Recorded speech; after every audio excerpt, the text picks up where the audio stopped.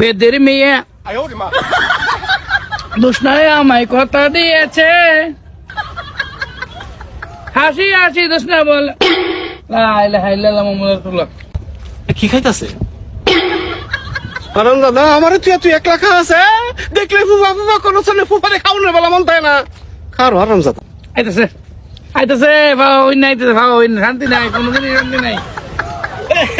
ও বা বাতিদা কেমন আছেন? হ্যাঁ ভালো। বাবা যাইবেন কই? কি করতেছিস বাতিদা?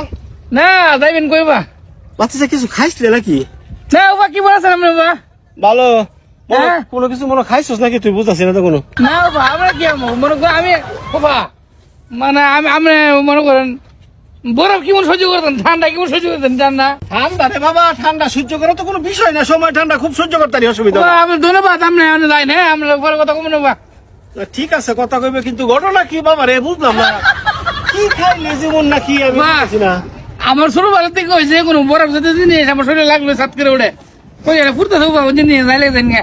কোনটা ঘুরতেছে বুঝতেছে আমারও তো ঘুরতেছে কারণ তুই জানি কি জানি আমার তুই খাইলে বুঝতেছে আপনি আমার ধরনের পরে আমরা তো এখন আইছি হ্যাঁ বুঝতেছি না বাবা অসুস্থ অসুস্থ লাগতেছে জানি না শরীরে আরাম লাগতেছে বা বুঝতেছি না রে বাবা রে আমার শরীরের মধ্যে খালি খাউন আর খাউন লাগে বুঝলি না সবটাতে কি হয়েছে খালি খাউন দিই আমার রে গর্দা মাই